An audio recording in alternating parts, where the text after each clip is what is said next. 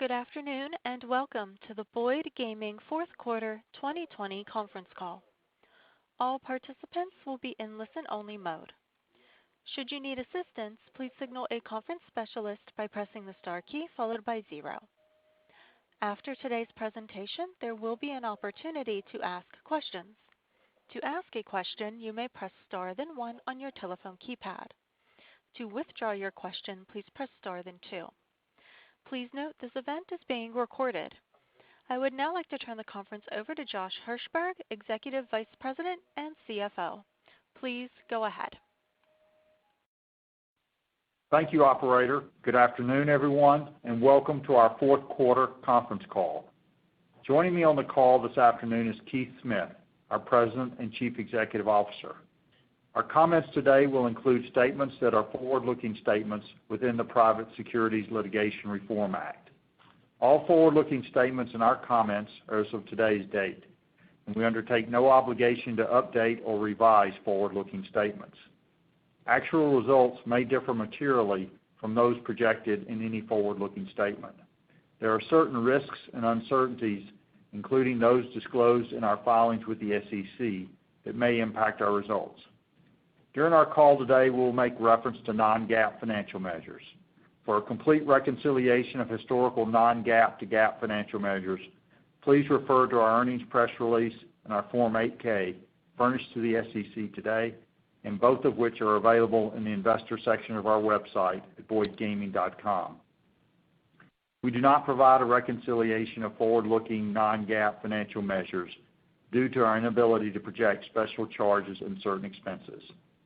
Today's call is also being webcast live at boydgaming.com and will be available for replay in the investor relations section of our website shortly after the completion of this call. So with that, I would now like to turn the call over to Keith Smith. Keith? Thanks, Josh, and good afternoon, everyone. Thank you for joining us. Our fourth quarter was another display of the more efficient and focused operating model we have established across our nationwide operations, as we set a new fourth quarter margin record of 33.1%. This is the second consecutive quarter that we've achieved record margins across our business, clearly demonstrating the sustainability of this more efficient operating model. Our fourth quarter results also demonstrate the continued strength of our core locals customers. Business from our local customers remained resilient in our Las Vegas local segment and across the Midwest and South as well. At the same time, we continue to make great progress in realizing the growth potential of online gaming. Our EBITDA from mobile sports betting continues to grow, and we expect to see further gains this year as we prepare to launch our first iCasino offering. I will discuss our online progress in more detail in a few minutes, but first, let's review our operating performance. Nationwide, the majority of our properties that were open for the entire fourth quarter delivered EBITDA growth, with 9 properties setting fourth quarter EBITDA records. In the Midwest and South, we again achieved record EBITDA and margins despite temporary closures of Paradise in mid-November, Valley Forge in early December, and increased operating restrictions in many markets. Excluding these 2 closed properties, EBITDA at our other Midwest and South properties rose 10% from last year, with combined operating margins increasing over 650 basis points. Results were particularly strong in the South, as our 7 properties in Louisiana and Mississippi grew EBITDA by more than 19% and improved margins by more than 1,100 basis points, a remarkable performance considering the impacts of 2 hurricanes on our Gulf Coast properties in October. To the west in Nevada, our Las Vegas local segment also delivered exceptional margin improvement, increasing almost 1,100 basis points to a record 43.5%. While locals EBITDA was down slightly from last year's record levels, this was due entirely to softness at the Orleans. Unlike the rest of our locals portfolio, the Orleans is heavily dependent on destination and group business generated by its 1,900-room hotel and its meeting and event space. As a result, this property has been more significantly impacted by declines in tourism to Las Vegas.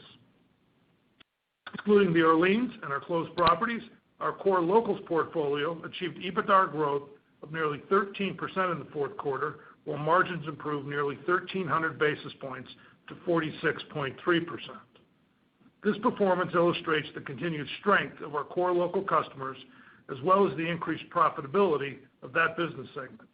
Even at the Orleans, gaming revenues from our local players were up 14% during the quarter, capped by record results over the New Year's holiday weekend. As we move into the new year, we are increasingly optimistic about the prospects for our business.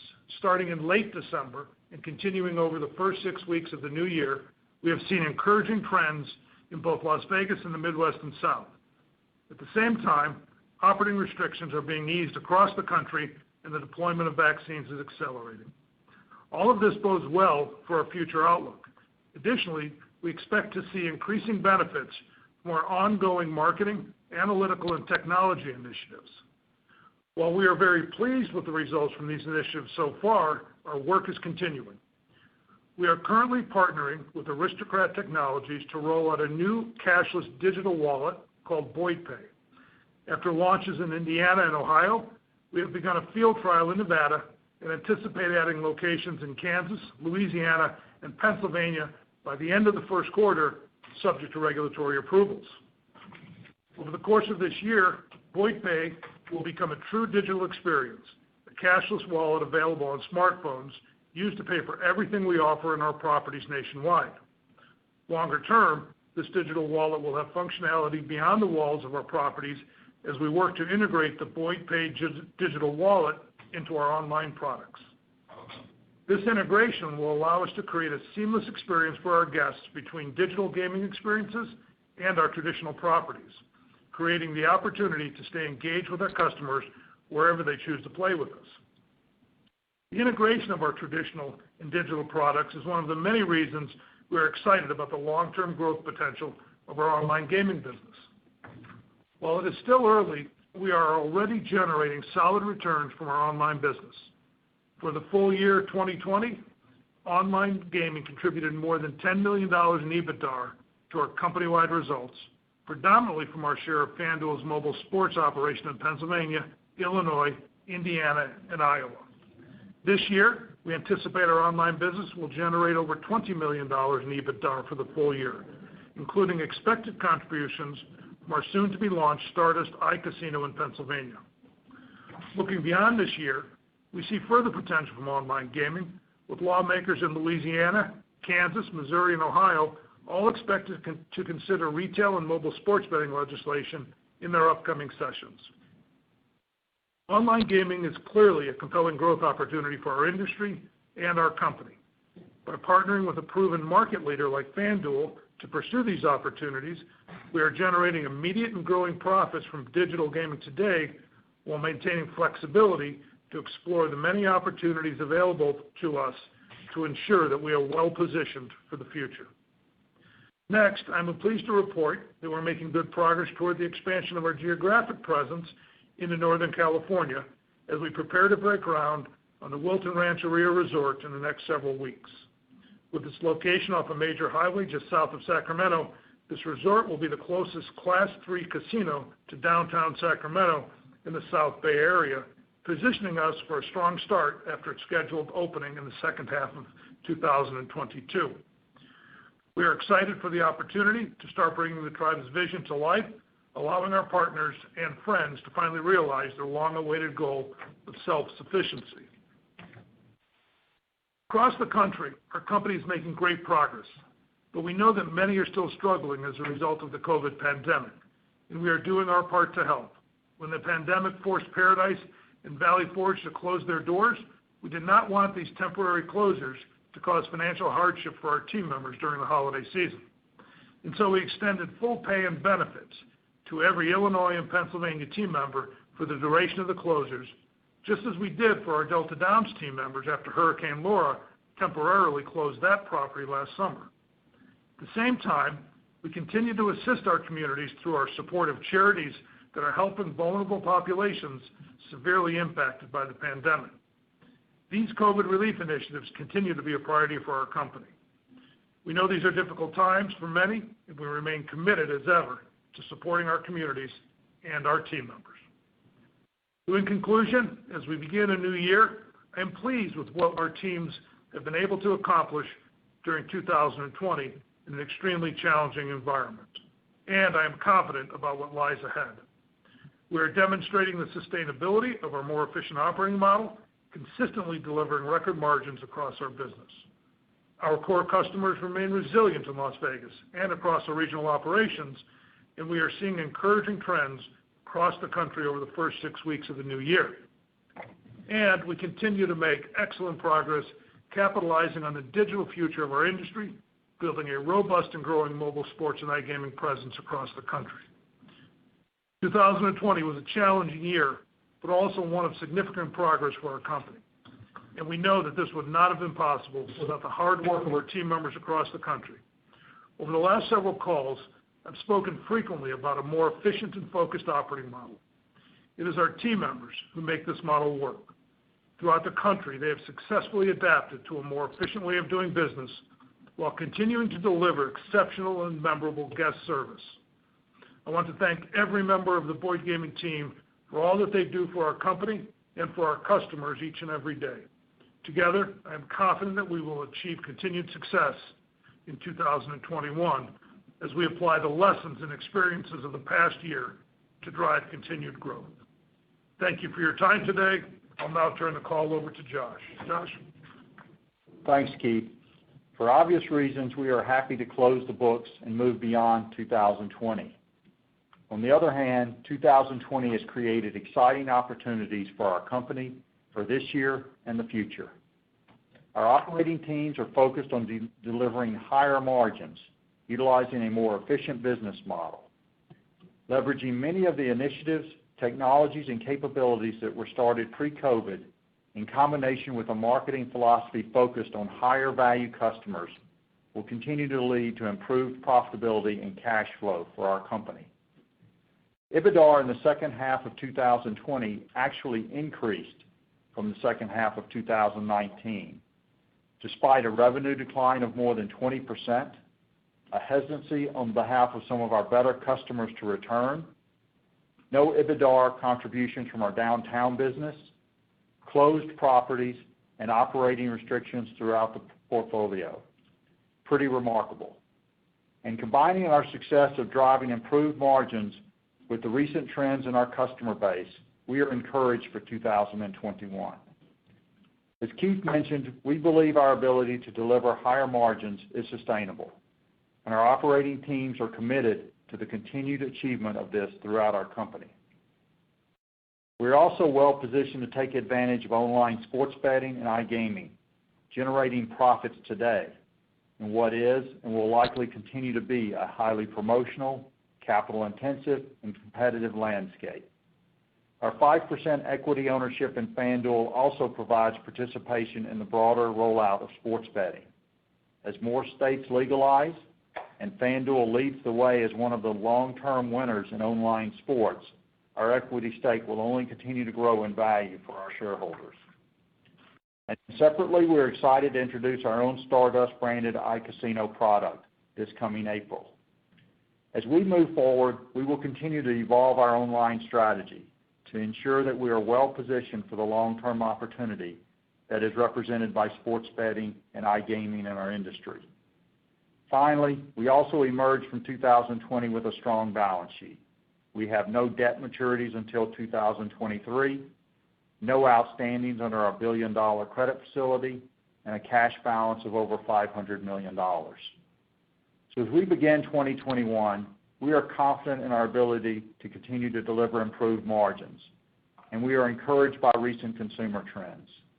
Our online business will continue to be a focus for us, growing and creating value for our shareholders as more markets are legalized and we introduce our Stardust iCasino product.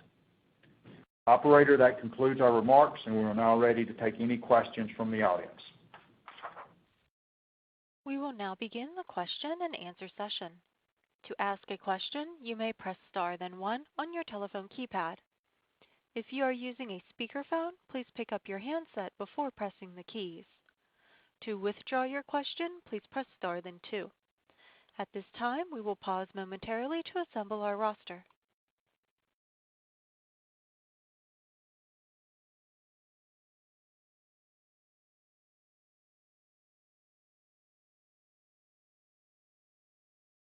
And our first question comes from Carlo Santarelli of Deutsche Bank.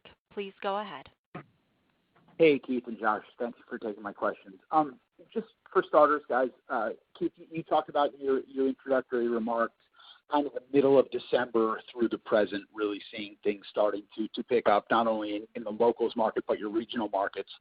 As you think about, what's driving that outside of kind of confidence around vaccine progress or probably specifically, starting to see some of the numbers from cases and things kind of go down, thankfully, as well as kind of stimulus and stuff rolling out. Have you guys gotten a sense based on who that customer is that's coming in the door?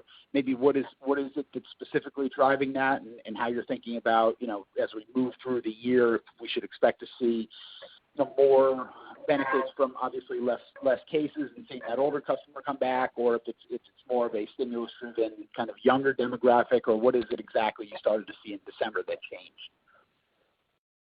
Sure.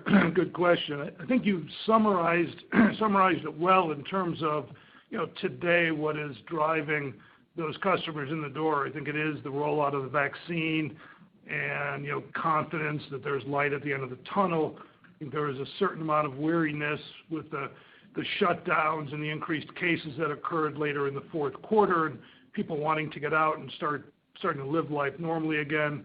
Clearly there is some stimulus in the results that we're seeing as we move into the new year.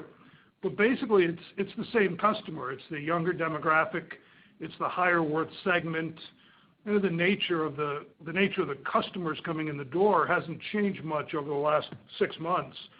Our more senior population still hasn't shown up yet, and so that's a great benefit for the future once they get vaccinated and are more comfortable coming out and participating and joining us in our operations. So not much change in the overall kind of nature of the customer or the type of the customer, younger, still spending at a higher level, and just greater frequency in Q4 and moving into January and February, frankly, than we saw in Q3. Good. Thank you, Keith. That's helpful. And then this one's a little bit more specific, I guess, but if I look at your results just in kind of the income statement categorization of revenue and expenses, the other revenue line was up significantly year over year, as well as the other expense, and both were up tremendously on a sequential level, but the other profit line was kind of down. I believe that line is primarily retail and other entertainment offerings at the properties. Is there anything else that's running through there that seems to be driving that? I guess the $57 million of revenue is up significantly year over year, which seems unusual given some of the restrictions that are in place and everything else at this point. So I was just wondering if there's something in that bucket that is driving kind of the outperformance. Sure. It is in the other revenue line item, the $57 million you mentioned. Included in that is online gaming revenue, and that's what's driving it higher. Without that number would be down, much like the other numbers in gaming and rooms and food and beverage. So that's what's driving that number. Yeah, so just to add a little bit of detail, Carlo, is we also in that number basically, our relationship with FanDuel requires us to be obligated for the taxes associated with the revenue. So, we get the tax payment from FanDuel. It counts as revenue for us and then shows up as expense, and that's what you're seeing also. In other is effectively the taxes, a portion of the taxes that we are paying on behalf of our relationship with FanDuel. And then in the other expense line item, there's the offset to that revenue in the form of the tax expense on online. If you took all that out, it would look very similar to Q3 or prior year. Oh, okay. And Josh, sorry, are you then just recording that on an annual basis then, meaning you're getting trued up in the fourth quarter for the entirety of the year? Because the jump from 3Q to 4Q, just from a revenue perspective, implies FanDuel's revenues are massive in the fourth quarter. That's where I was going with it. Yeah, no, it's not a catch up. It's basically a reflection of kind of the business is picking up in that time period. We're effectively a pass-through. Carlo, it is kind of the peak sports season with NFL and college football, and you're right, FanDuel's revenues were massive. We were the benefit of that. Yep. Okay, guys, thanks. That's super helpful. I appreciate it. Thank you both. Yeah. The next question comes from Steve Wyszynski of Stifel. Please go ahead. Hey guys, good afternoon. So Josh or Keith, I don't know if we can keep going with the Carlos line of questioning there, but so if we're kind of thinking about that line moving forward, is the fourth quarter run rate, a pretty good run rate there, or are you kind of saying, given obviously all the the high profile sporting events, we should bring that number down a little bit, if that makes sense? Yeah, I think the way to think about it, first of all, is, as we all know, sports betting is extremely seasonal, with Q4 and early Q1 probably being the bulk of it. We focus in on, frankly, EBITDA. So when you think about, if you're trying to think about our online business, as we said, we generated north of $10 million in EBITDA in 2020, and we'll generate north of 20 in the year we're in today. But it is lumpy. Yeah. It is not consistent or even throughout the year. It's based on the sports season. Yeah, I don't think you can take Q4. Another way to say what Keith just said, you can't take Q4 and annualize it. Okay, that's what I was getting at. Makes sense. And then, Josh, normally this would be a call where you guys are giving guidance for the year, and obviously we understand, why you're not providing guidance at this point, given the the current backdrop. But is there a way for us to to understand how you're thinking about the business this year without explicitly giving guidance? And I guess what I mean is, I would assume at this point you guys have modeled out multiple scenarios in terms of what 21 could look like, and just wondering what are some of the key items that you guys are watching, and I would assume most of it's tied to the virus and vaccinations and stuff like that, but any other color that would help us kind of think about what could get you to a higher end or a lower end of those potential ranges would be helpful. Yeah, so I don't know if I'm going to be able to help you much, because you're right, we don't feel comfortable giving much guidance at this point. And I'd ask Keith to jump in if he has any other views on this. I generally think of it as, the customers that we have been seeing, and Keith described this early on, really going from Q3 to Q4 and into the first 6 weeks of 2021, the cadre of customers has been largely the same. And I think to the upside would be just a larger participation from that older demographic that we really haven't seen. We have a higher value demographics across all ages, but certainly among the older age group, we have less participation than we have had historically. And so I think with the passage of time, people feeling more comfortable, it's certainly understandable that we're not seeing that today, but we expect that will grow over time. And, anybody's guess as to when that will happen is, anybody's guess. But the reality is we expect that to improve over time and get the benefit of that. I think to some of the earlier points people were making and asking questions about, we have a healthy younger demographic as well, and we understand that there's limited entertainment options, and some of it may be driven by some of the payments that are being made from the government at this point. But that, in our mind, is largely the unrated segment. And so from our perspective, it's a continued focus on that rated customer, that higher value customer, that higher worth customer to us, and just continuing to grow that business over time as they feel more and more comfortable to come out. That's how we, I think, big picture, think about our business. Yeah, Steve, if you're asking about kind of how we view the drivers of the business over the next 12 months or so, it really is the passage of time and the success of the rollout of the vaccine and how quickly customers get comfortable with that and start to come out in bigger numbers. The easing of restrictions throughout the U.S. and throughout the portfolio, the lowering of case counts generally, once again, in each of the markets where we operate, because they the case counts themselves get widely reported, and it's a psychological impact on people. And then, here in Nevada, the overall recovery on the Strip, which will really impact our downtown business, and as we talked about, will help support the strength of our locals business at the Orleans. So those are the drivers. Exactly the timing of all of those and how they roll out and how quickly people respond to them obviously is the big unknown. But those are the key things we think about as we think about 2021. And then the last piece I think I would add to it as I think more about it is I think we feel really good about the core business that we have today and the core set of customers that we have. We have a good business today that can potentially get better as both Keith and I are alluding to, as with the passage of time and the improvement of overall conditions and confidence. Okay, that's great color. Thanks, guys. Appreciate it. Sure.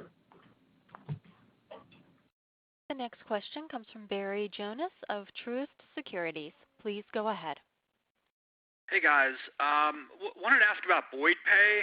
Can you talk a little bit about the CapEx requirements and how do you think about ROI here? So with respect to Boyd Pay, I would say that from the CapEx standpoint, it was not a significant lift.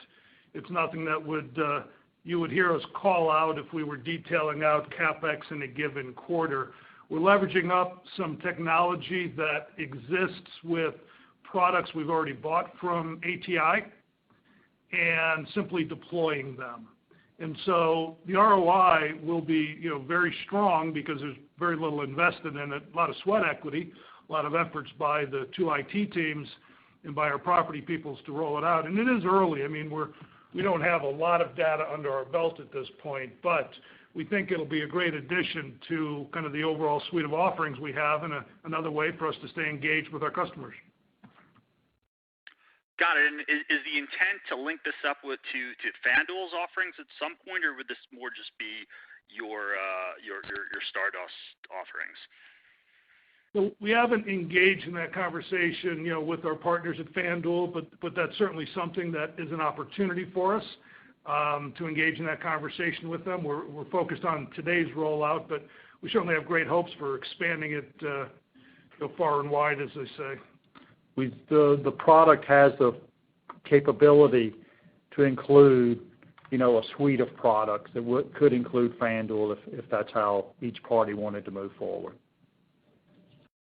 Great. And then just wanted to ask about Nevada in terms of any views on the state potentially moving to remote registration for sports betting, and then also any thoughts on iGaming at some point getting legalized in the state?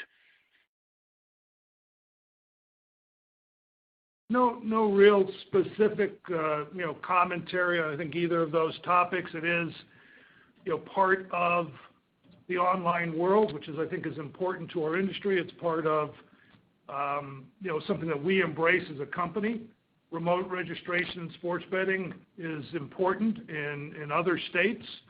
And, online iCasino is important and is a growing part of the business. So I think overall we're supportive of the online business. And, each state operates differently. Each state has its own dynamics. Certainly here in Nevada, the Strip operates differently from the local operators, so we all have slightly different interests in this. But overall, the growth of online is important. It is a way for us to leverage up a new customer and introduce a new customer to our business, so we're supportive. Great. Thank you so much. The next question comes from Joe Greff of J.P. Morgan. Please go ahead. Good afternoon, guys. Keith, Joe. you spent a decent amount talking about the sustainability of some of the margin enhancing initiatives that you undertook last year. I guess as we're thinking about sort of near term and this year, given, I guess, the encouraging comments you had about the first 6 weeks of this year and sort of maybe a consumer or a customer mix that's not dissimilar from what you saw in the 3Q and 4Q, would you say near term the property level margins in the locals and Midwest and South are this quarter or more akin to the 3Q than the 4Q? I mean, it has to be directionally that just because you don't have properties that were closed that are open. But would love to hear your thoughts on that. Sure. So when you look at the Q3 margins and you look at the Q4 margins, clearly Q4 margins across the board, while records, in many cases, were not as strong as Q3, that was purely a revenue issue. So if you kind of look at the detail, expenses actually went down, and so the margins in Q4 were driven down a little bit by declines in revenues. To the extent we see a rebound in revenues in Q1 and throughout the year, we're very comfortable with our expense structure and the level of expenses and the control we have over them. And so, yes, we'd expect margins to be, whether it's Q3 levels or between Q4 and Q3, but clearly as revenues go up, we'd expect to see them exceed Q4 levels as we move throughout the year. And one of the things I probably should have said when I was talking about the first 6 weeks of the year is we are very excited about the trends through the first 6 weeks until this last weekend where the bulk of the country is frozen in the grip of this ice storm. So that's going to take a little steam off of it, but other than that, we're still pretty excited about the first 6 weeks of the year. Great. And Josh, you may have said this and I missed it, but did you talk about where you think corporate expense and CapEx for 21 shakes out for you guys? And if you can give a 4Q CapEx, that would help. Thanks. Sure. You didn't miss it. I didn't say it. So I'd say fourth quarter CapEx had a few one-time items in it related to Wilton, as well as kind of the repair work related to the hurricane that impacted Delta Downs that we haven't been fully reimbursed for from the insurance company. So if you kind of take those items out, our kind of run rate maintenance capital or capital in Q4 was about $34 million. All those other items you add back in, our total CapEx in Q4 would have been about $70 million. So there was quite a bit related to Delta Downs in that number. And so for the full year, we'll end up at $175 million. I'd say for 2021, we're going to be especially careful deploying capital just given the environment that we're in. I would say, assuming that things stay good and there are really kind of no issues as we move throughout the year, people can generally think of us as spending $150 to $170 million of capital. But again, all of that is really dependent on kind of how the year kind of progresses as we go through month by month. And I would say, this will tend to be a little bit more back-end loaded than kind of spread evenly. I think from a corporate expense perspective, I think we are comfortable kind of talking about that for 2021 at this point. And let me just kind of look through something real quick here. I think we're kind of in this kind of $73 to $75 million range for 2021 is a good place to be for corporate expense based on what we know today. Great. And then just to follow up to that Delta Down commentary, what's the anticipated or the amount that you would get back under insurance receivable? Yeah, we'll be getting it all back. It's just a delay between when we submit it and the insurance companies reimburse us for it. So it's just a timing issue, really. But we recorded it. Okay, great. Got it. And the amount then is how much at Delta Downs related to that? It's about I don't have the exact number in front of me, but it's like $15 to $20 million in Q4, just the Q4 amount. Great, and then there was about $20 million, and then the rest was related to Wilton. Got it. So $15 to $20 million in the 4Q at Delta. You said at $20 million in related to Wilton, or I think I cut you off there. Wilton. Yeah, I'm sorry. Yeah, you got it. Yep. Great. Thanks, guys. Just to repeat them. Okay, thank you. The next question comes from Shaun Kelley of Bank of America. Please go ahead. Hi, good afternoon, everybody.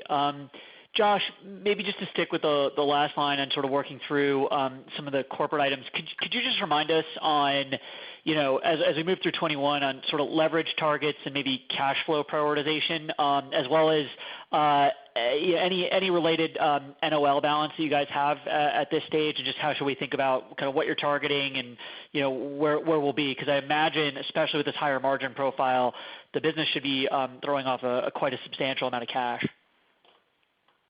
That's right, Sean.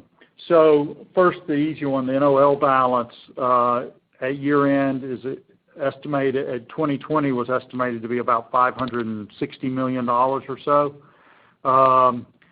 Given the uncertainty in the business, I don't think we're comfortable kind of giving leverage guidance per se, because of if I give you leverage, then you'll know EBITDA generally.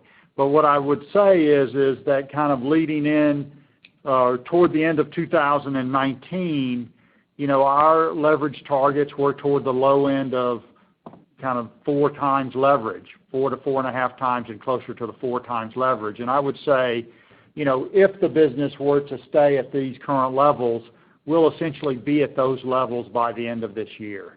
And again, I'm not trying to provide guidance or anything like that, but I'm saying that we need the business to kind of stay its current course, and if it does, we would be on track to be at the leverage levels of very near 4 times that we had set for ourselves in 2019. So hopefully that helps people think about the business. That's great. And then maybe to change gears and go back to the kind of the customer profile for a moment. Obviously, a lot of discussion and kind of wondering about when the older demographic is going to come back. But I'm wondering if just over the last few months, Josh, you had a chance to do any deeper digging on this younger demographic that we've seen, because I think there's also this question about when other entertainment alternatives present themselves, like how sticky that customer may be, and just what are your insights or any thoughts from any customer work that you've done? Yeah, Sean, this is Keith. Look, that's always a difficult question to answer, is how sticky is that customer going to be. I think the good news is we've had that younger customer visiting us now for 6 or 8 months through the course of this pandemic, that they've been coming out and participating, and so we've had quite a while to secure their loyalty and have them get comfortable with us. So I think we feel very good and are confident about the ability to maintain a good share of their wallet. Will we maintain 100% share of their wallet that we have today once other entertainment options open? Probably not. I think that would kind of be foolish to expect we would maintain 100%, but we feel good about maintaining that customer and having them to continue to participate with us. And when you think about continuing to get that new customer, that younger demographic, and then we get the older customer that comes out as the vaccines roll out and they become more comfortable, the setup for 2021 could be quite nice as we move through the course of the year, assuming vaccines roll out as expected and case counts continue to decline. 2021 could look very good. Sean, the other thing that I would add to that is I think the question around the younger demographic, I think, has to be looked at really with the perspective of, we have the rated younger demographic, who's really been a segment in our business that's been growing for really in 2019, pre-COVID. So that trend largely continued once we reopened. That's a rated customer. That's a customer we know as a result of them being rated. And they're really not spending or behaving any differently than they did kind of pre-COVID. I think the unknown is the unrated segment, and that's the ones we're trying to sign up and build more loyalty with that Keith spoke about. And there's a segment of those that are probably in our building because of the stimulus payments or because they don't have anything else to do because of limited entertainment options. And those would be the slice of our younger demographic that may be at risk. But there is a slice of the younger demographic that is rated, that we know well, and that is not performing any differently than they did pre-COVID. So we would expect them to continue to perform at these levels and continue to be loyal customers of ours, even when stimulus goes away or other entertainment options present themselves. Really helpful. Thank you both. Sure. The next question comes from Chad Beynon of Macquarie. Please go ahead. Hi, afternoon. Thanks for taking my question. Josh, Keith, wanted to ask about the Cal downtown properties, understanding that it's difficult for Hawaiian customers to get there now, and most people don't want to travel. But do you have any sense of how the back half bookings may look, or if it's just going to be a short booking window? And then similar question on the Orleans, if you have a sense of what the future, I guess, sports or event schedule could look like, given that that's a big driver of that property. Thanks. Sure. So when you think about the downtown properties, the downtown properties generally, whether it be ours or just the downtown market generally, is really driven by visitation of Las Vegas. And so, for decades, the statistic is generally half the people visiting Las Vegas visit downtown. And so we need the overall visitation to Las Vegas to recover. And I think in the fourth quarter, visitation to Las Vegas was less than half of what it was in the prior year. So that's kind of the first driver for the Cal and the Fremont and Main Street. The second driver is the Hawaiian market, unique to our properties. And, up until probably now, Hawaii's been in a pretty tight lockdown. And I don't see that changing in the near term. We're not currently flying our charter. It'll be a number of months before we start that back up. So clearly, I think the rebound in Hawaii business will be second half of the year. And, the rebound in just general visitation to Las Vegas, I think, is also second half of the year.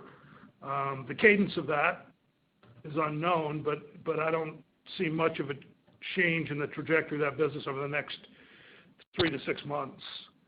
As it relates to the Orleans restrictions, the governor announced last week the easing of some restrictions. Those did include restrictions for properties like the Orleans Arena, where we can now have up to 20% of our capacity and attendance for sporting events. And so we're working on that as we sit here today to get approvals to be able to do that. They eased meeting and event restrictions, and so now we can start to expand that business. That will take a little while to come back because everything had been canceled. But, the signals are good, and we're able to start rebuilding that business because of those. In terms of booking windows, the booking windows, frankly, today are anywhere from 0 to a couple of days. And historically, they've been, 2 weeks to a month or better. And so I don't see that booking window expanding in the near future. Occupancies across the portfolio, not just here in Nevada, but generally across the business, are half or so of what they were last year. So the hotel side of the business is still a tough business. Great, thanks. And then regarding traditional U.S. bricks and mortar M&A, has your appetite changed lately, just given the improvement in your core business, given that you might be in a better position than some of your regional peers? And if so, what's your latest thinking in terms of on-balance sheet versus incorporating a REIT to help the financing? Thanks. Yeah, look, I think as we sit here today that we are very much focused on sustaining the positive momentum we've built in our operations over the last 6 months and sustaining this new operating model. And as Josh alluded to when he talked about CapEx, we're committed to maintaining financial flexibility while we're in this period of uncertainty. It was only a month or so ago, both our Paradise and Valley Forge properties were closed, and we certainly don't expect that to happen going forward. But, sitting here a year ago, I certainly didn't expect to have a number of properties closed up either. And so I think we're being cautious in watching the landscape, but once again, we're focused on our existing model and focused on remaining, flexible with respect to our financial capabilities, and we'll just see where we go from there. Thanks, Keith. Appreciate it. Sure. The next question comes from David Katz of Jefferies. Please go ahead. Hi, afternoon. Thanks for taking my question. You've covered a lot of detail. I wanted to just go back and look at the digital strategy holistically, right, between the relationship with FanDuel, iGaming, et cetera. Is there anything that you can share data-wise in terms of its impact, benefit, or positive or negative on the land-based business as you can see it so far? It's a question that comes up a lot as to whether it's a substitute, a benefit, or generally neutral. Yeah, I don't think we're in a position today to go into any specific detail, with respect to that. We don't see the online betting, the mobile betting, or the iCasino as a detriment or cannibalizing the business at all. It is, I think, at worst neutral based on some of the high-level information we have, but overall we believe it's additive in terms of creating new customers and having those customers visit our properties and just having other people to speak to try and generate new business from. But we don't have any specific data here with us today to speak to that. And with respect to FanDuel, the structure that you have, in place, obviously it's, different from what most others have. It appears to be sort of, working for you at least economically at this stage. Can you see yourself evolving that strategy at some point where you, own more assets, control more technology, et cetera? It is a great relationship. FanDuel's been a great partner, and obviously it's been a very successful relationship, as noted in our comments about producing $10 million in EBITDA last year and north of 20 this year. Probably one of the few companies actually making money in sports betting today. We do have the flexibility to kind of evolve our overall online strategy, and we will see where it goes in the future. But we certainly have the ability to determine whether we continue to operate through FanDuel. Once again, they've been a great partner and everything's wonderful, or whether, how it evolves in the future. So really nothing else to comment on. Got it. Okay. Thank you very much. Appreciate it. We have time for one more question, and that will come from David Hargreaves of Stifel. Please go ahead. Hi. Thank you very much for taking my question. So Wilton's going to break ground shortly, and I'm just wondering what the financing plans look like for that. I hadn't seen anything announced. Will this be done with an advance? I'm sorry, Dave, your last part of your question broke up. Will this be done with what? I'm wondering if you'll be working initially with just capital advances from Boyd, or whether we should be looking for a financing in the market soon for Wilton. We would expect to have third-party financing in place when we start to build the project. Okay, and then you have a couple of bond issues that are going to be callable in 2021, and the market is white hot right now. So I'm just wondering how you're thinking about the puts and takes of doing those, possibly calling some of the bonds and doing refis. It looks like the arithmetic is very favorable. Yeah, I think for some of the bonds it's favorable, for some it's a push. But I think from our perspective, we will be opportunistic with respect to refinancing those bonds when they become callable. I think the benefit that our capital structure has is over this year and next year, over the next basically 2 years, we have the ability to refinance our balance sheet, and that gives us a lot of flexibility and optionality to kind of create the optimal structure that we want in a very favorable current environment. So we're going to weigh all of that and kind of figure out where we want to end up.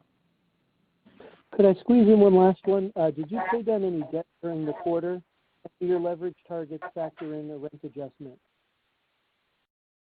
Oh yeah, we're generating a lot of free cash flow. I don't know how much. I don't have it in front of me how much we actually paid down in Q4, but well, I shouldn't say we haven't been paying down debt. We've been building cash rather, and so that's basically what's happened.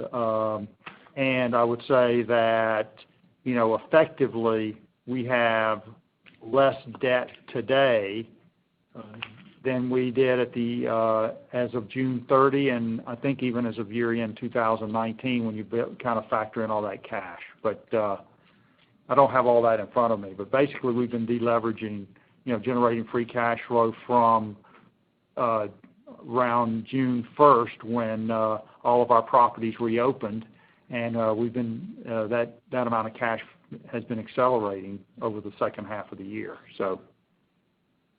And the leverage target in the low fours, was that lease adjusted or was that just conventional? Oh, that's conventional. That's a good point. And it's not meant to be guidance because we're not giving guidance, but I just said in the context of where we were kind of coming in until the end of 2019, to the extent that the business stayed like it was today, we would be at a very similar point in time, a very similar point of leverage, sorry. Thanks very much for squeezing me in. Have a good afternoon. Yep. Thanks, Dave. Okay. This concludes our question and answer session. I would like to turn the conference back over to Josh Herzberg for any closing remarks. Thank you, Andrea. And thank you, everyone, for joining today. And if you have any further questions, feel free to reach out to the company. The conference is now concluded. Thank you for attending today's presentation, and you may now disconnect.